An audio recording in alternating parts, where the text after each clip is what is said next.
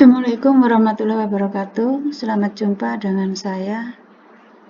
Dalam pertemuan berikut ini, kita akan membahas sistem gerak pada manusia bagian kedua, yaitu kita akan membahas struktur dan fungsi otot.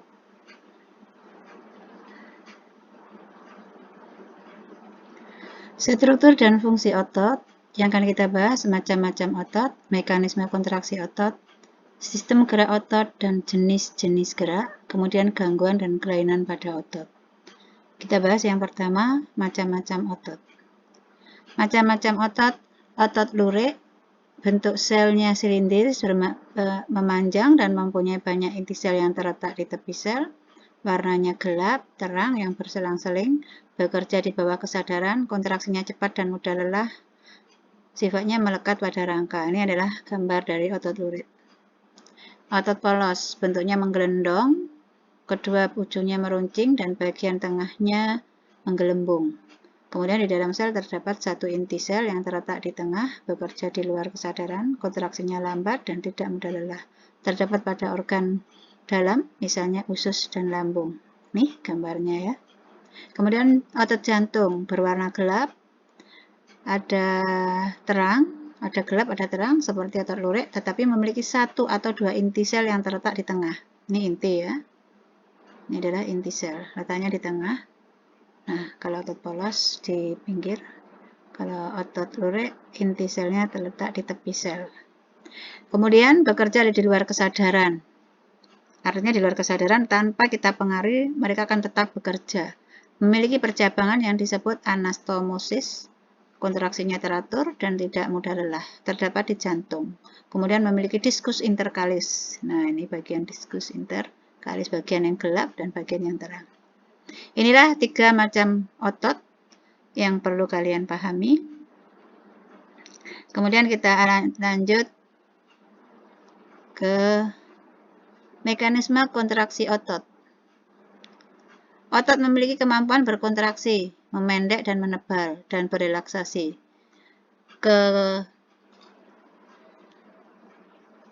Keadaan semula dan mengendur. Mekanisme otot berkontraksi dari rangsang, membentuk asetilkolin, membebaskan ion kalsium, membentuk aktomiosin otot, dan berkontraksi. Kemudian otot berelaksasi, tidak ada rangsangan, artinya tidak ada rangsangan apa-apa, ion kalsium akan bereabsorpsi dan ion kalsium berkurang. Ikatan aktin dan miosin lepas. Sarkomer memanjang, otot berelaksasi. Ini adalah gambar dari struktur otot.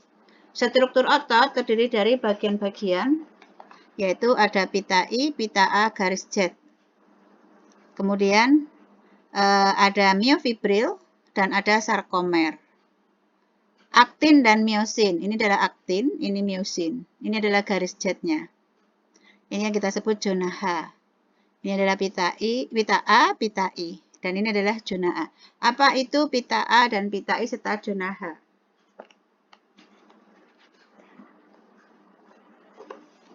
Artinya zona H dan pita I memendek sehingga sarkomer ini ikut memendek. Jika sarkomer memendek, maka mekanisme kerja otot ini akan bekerja baik itu secara berkontraksi maupun berelaksasi. Aktin atau miosin. Aktin atau miosin ini merupakan sarkomer yang mengandung filamen protein tebal, itu namanya aktin, dan sarkomer yang mengandung protein tipis, itu namanya aktin. Nah, ini gelap miosin, aktin yang terang. Ini adalah proses relaksasi. Perhatikan relaksasi zona H.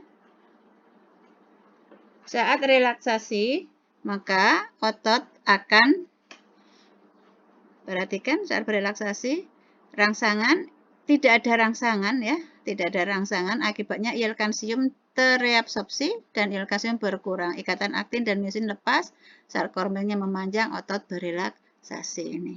Kalau berkontraksi seperti ini, tadi rangsangan, ada gerakan misalnya ya, aktin asetilkolin membebaskan ion kalsium, membentuk aktin miosin, lalu otot akan berkontraksi. Ini adalah gambaran dari kontraksi otot dan relaksasi. Sifat gerak otot. Jenis-jenis gerak otot. Sebelum kita membahas sifat gerak otot, kalian harus tahu letak otot. Ada otot bisep, ini bagian ini adalah otot bisep, ini adalah otot trisep yang paling bawah. Ini adalah otot antagonis. Artinya antagonis itu otot yang bekerja berlawanan. Kemudian jenis otot berdasarkan sifat gerak otot. Ada otot sinergis. Otot sinergis yaitu pasangan otot yang bekerja bersama-sama dengan tujuan yang sama. Kemudian sebagai contoh otot antar tulang rusuk yang bekerja sama ketika menarik napas. Coba kamu lakukan tarik napas. Nah, saat tarik napas ini searah ya. Waktu kamu narik napas ke atas, semua otot akan bergerak searah.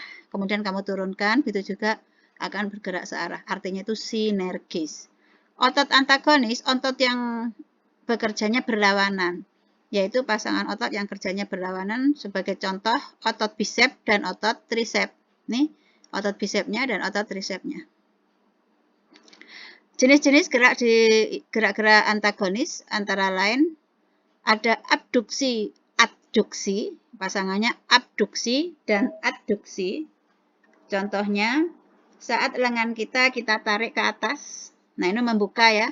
Kemudian saat tangan kita itu abduksi ya. Kita turunkan ke bawah, itu adduksi. Coba lakukan, tanganmu tarik ke atas, ya. Kemudian turunkan ke bawah. Itu adalah gerakan abduksi dan adduksi. Ingat ya, yang membedakan hurufnya, bacaannya juga beda. Abduksi gerakan membuka, adduksi menutup saat kamu turunkan. Saat membuka, kamu tarik ke atas. Kemudian ada depresi elevasi. Depresi elevasi contohnya saat kamu menengadah, coba lehermu kamu tengadahkan ke atas. Ini adalah proses depresi. Saat kamu menunduk, itulah elevasi. Maka gerakannya itu antagonis atau berlawanan. Kemudian supinasi. Contoh supinasi, saat tanganmu menengadah. Kalau kamu minta, coba tangannya kamu buka telapak, nah menengadah ya. Kemudian lawannya pronasi, saat tanganmu tertutup. Ini bisa digambarkan, orang yang meminta tangannya itu gerakannya supinasi, saat kamu memberi pronasi, ya kan? Saat membuka, tanganmu supinasi, saat menutup, tanganmu disebut pronasi, gerakan yang berlawanan atau antagonis. Sekarang ekstensi dan fleksi. Kalau ekstensi sama fleksi kira-kira apa? Coba kakimu sekarang. Kakimu kamu tarik ke belakang lututnya ya, ke depan, kakinya ditekuk. Nah, itu ekstensi. Saat kakimu saat kamu luruskan, itu ekstensi ya, saat meluruskan. Tapi saat kamu lipat, itu adalah gerakannya fleksi. Kemudian ada lagi gerakan inversi dan eversi.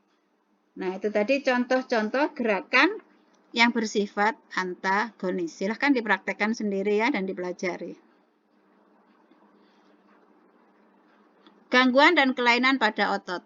Gangguan dan kelainan otot banyak sekali ya, antara lain tetanus. Tetanus ini berarti mengalami infeksi, misalnya karena adanya bakteri tetanus yang masuk ke tubuh. Kemudian atrofi otot, gangguan karena kesalahan aktivitas, kram atau kejang. Kalau kamu berolahraga sering ini ya. Kemudian hipertrofi otot. Hipertrofi otot ini gangguan yang diakibatkan karena kita sering melakukan gerakan di mana yang merangsang otot untuk berkembang lebih besar. Misalnya sengaja dilakukan oleh para binaragawan ini ya. Akhirnya ototnya tumbuh menjadi menggelembung. Itu adalah hipertrofi otot contohnya.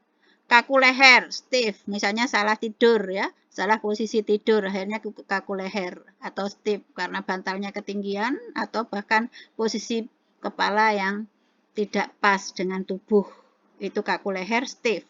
Kemudian gangguan otot bawaan, distrofi otot atau hernia abdominal. Kalau ini harus tenaga medis yang menangani. Nah, itu tadi tentang struktur dan fungsi otot. Sampai di sini, mudah-mudahan kalian paham. Assalamualaikum warahmatullahi wabarakatuh.